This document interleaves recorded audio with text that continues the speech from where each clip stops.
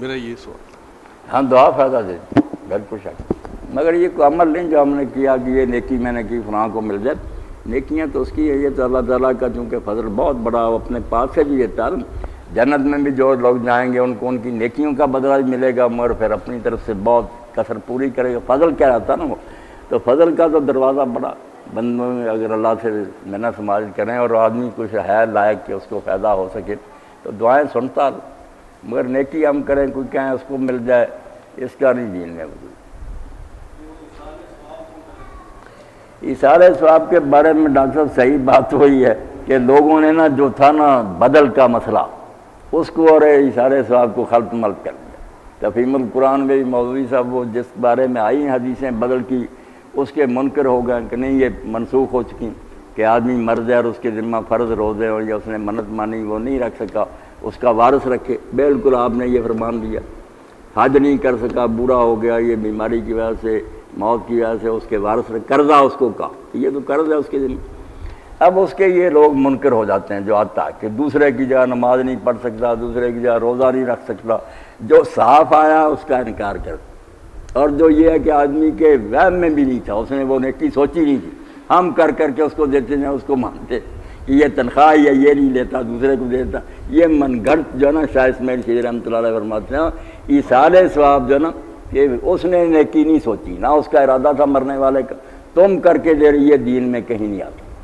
بدل ملتا ہے کہ وہ حج کرنا چاہتا تھا یا روزے رکھنا چاہتا تھا، نہیں ہو سکے، قرض بن گیا،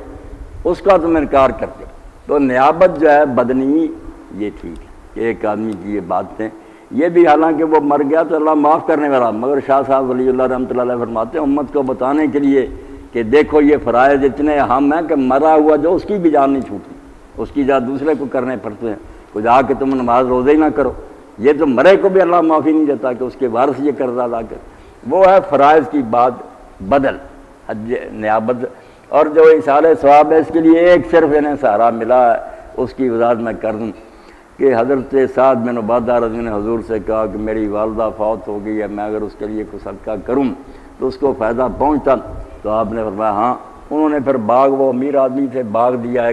اور کوئی کہتا کنواں لگوایا، کنویں والی تو روایت نہیں ٹھیک، یہ ایک باغ والی تھی، اس سے نکال دیں۔ میں کہتا ہوں یار اس کا بھی پس منظر پڑھو نا، حدیثوں میں ہی موجود ہے کہ حضرت سعد سفر پر گئے تھے، بعد میں موت کا وقت آ گیا، لوگوں نے کہا کہ اماں کو صدقہ کر، انہوں نے کہا صدقہ تو میں کرنا چاہتی ہوں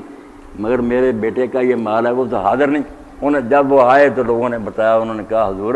میری والدہ کو اگر موقع ملتا تو وہ صدقہ کرتی، اس نے یہ خیال ظاہر کیا تھا، تو آپ نے فرمایا کر دو۔ یہ بھی وہ پھر نیابت میں چلی جاتی ہے بات کہ کوئی شخص خود کام کرنا چاہتا نہیں، موقع ملا، دوسرا اس کے ارادے کو پورا کر۔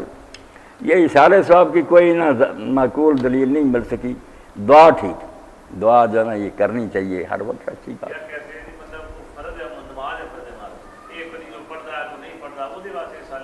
نہیں۔ ایثار ثواب نہیں بدل ہوتا،